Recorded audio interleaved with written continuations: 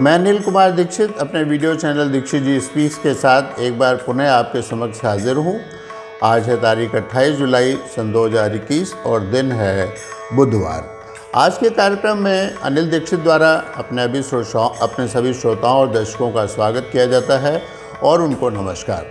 आप सभी से एक अनुरोध है कि कृपया श्रीमद् भागवत के इन वीडियोस को अधिक से अधिक लोगों के साथ शेयर करें और सब्सक्राइब करें, ताकि आपको स्वयं और अन्य लोगों को भी इस पवित्र कथा का लाभ मिल सके। इसके अतिरिक्त इस कथा के प्रचार और प्रसार में भी आप लोगों की जो सहायता मिलेगी, उससे भी अपने जो धर्मशास्त्रों के पठन पाठन और अपनी संस्कृति में बहुत सारी बातें जो हम लोग भूल चुके हैं, उनके पुनः प्राप्त करने में मदद मिलेगी।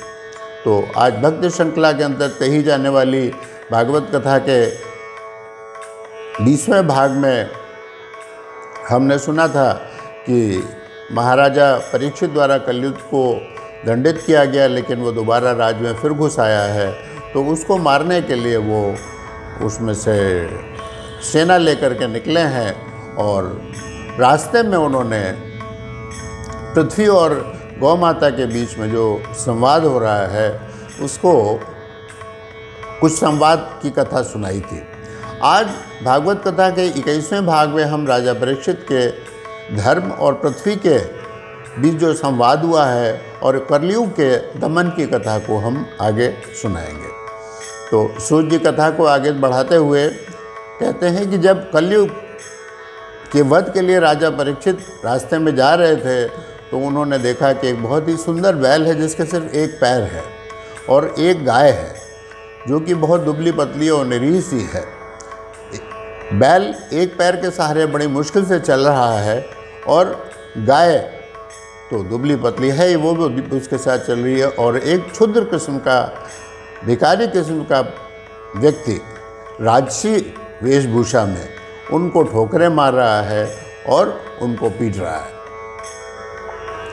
बैल देखने में बहुत ही मनोहारी लग रहा था, लेकिन वो एक पैर से मुश्किल से ही चल पा रहा था। उन्होंने पहचान लिया कि निश्चित रूप से धर्म है, नहीं तो एक पैर से कोई कैसे चल सकता है। और वो उनको पीट रहा था। परीक्षित ने बैल से पूछा कि आपको देख करके तो लगता है कि आप बैल के रूप में कोई देवता हैं। आपके तो 4 पैर होने चाहिए, लेकिन आपके 3 पैर गायब हैं।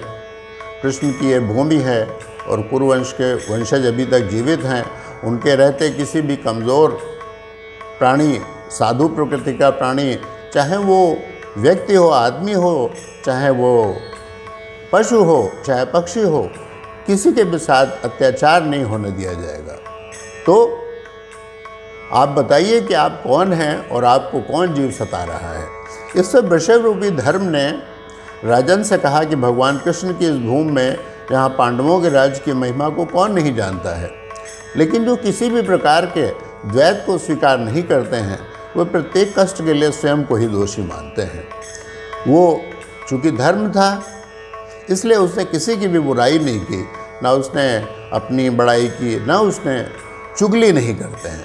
तो उसने चुगली न करने के उद्देश्य से बात बताया कि इसके लिए तो साहब हम ही दोषी मानते हैं। अब चूँकि आप राजा हैं और आप विद्वान हैं, धर्म को मानने वाले हैं, आपने हमको पहचान लिया है, तो अब आप खुद ही निर्णय कीजिए कि आखिर हम लोगों को कष्ट क्या है, सही कौन है और गलत कौन है। धर्म का ये उपदेश सुनकर परीक्षित ने धर्म से कहा कि धर्म का उपदेश देने वाले हैं वृषभदेव, मैंने आपको पहचान लिया है कि आप स्वयं धर्म हैं। और सतयुग में आपके 4 पैर थे। जो 4 पैर थे उसमें एक था तप, दूसरा था सत्य, तीसरा था दया और चौथा था पवित्रता। अधर्म के अंश गर्व और आसक्ति के मद ये 3 चरण आपके नष्ट हो गए हैं। अब मात्र सत्य का नमक पैर ही आपका बचा हुआ है।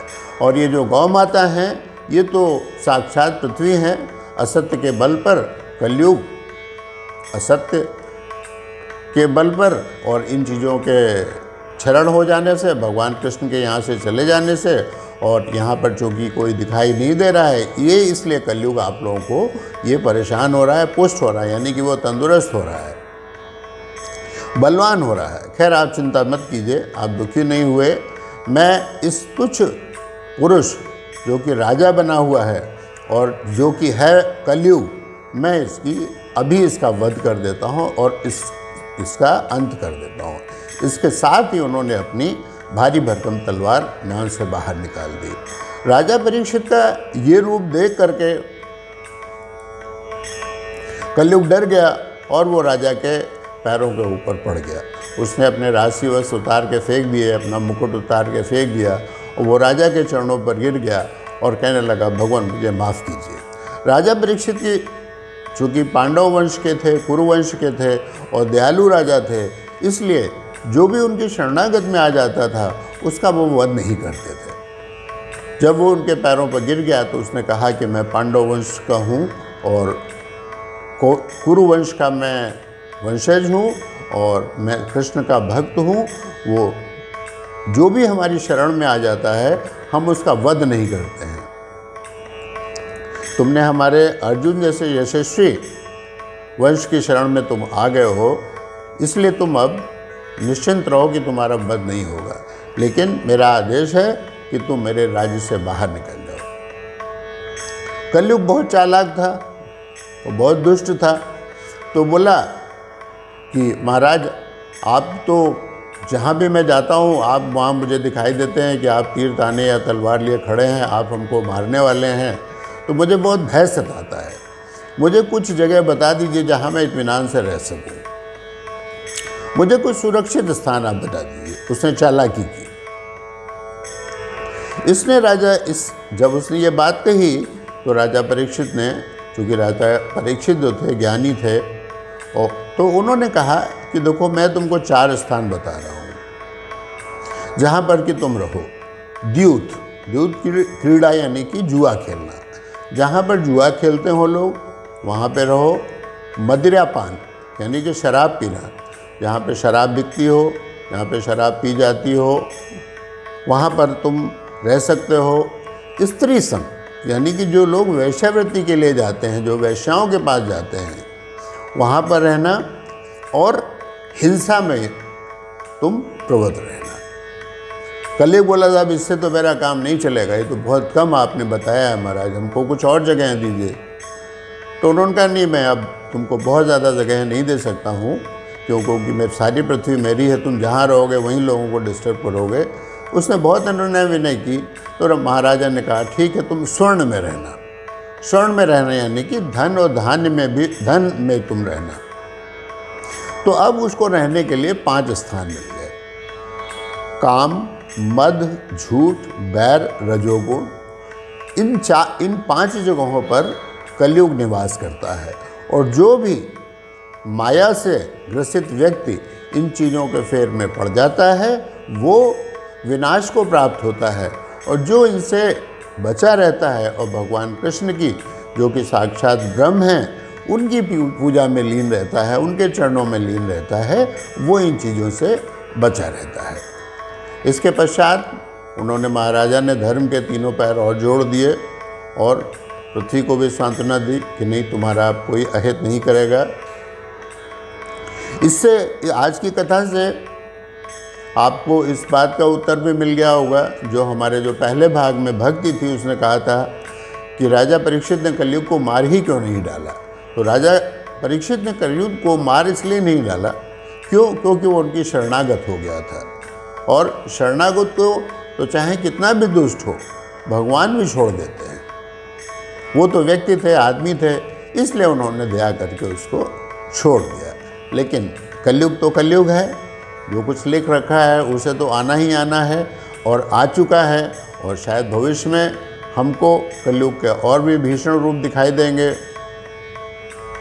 इस प्रकार आज की कथा में हमने कलयुग के रहने के स्थान और उसके बचने के उपाय सुने और जाने। जो मर्ग लोग हैं इनसे दूर रहकर भगवान कृष्ण का भजन करते हैं, भगवान विष्णु को प्रणाम करते हैं, उनमें मन लगाते हैं, उनका कलयुग से दूर दूर का भी नाता नहीं रहता है और भगवान श्री कृष्ण के द्वारा उनका कल्याण होता है।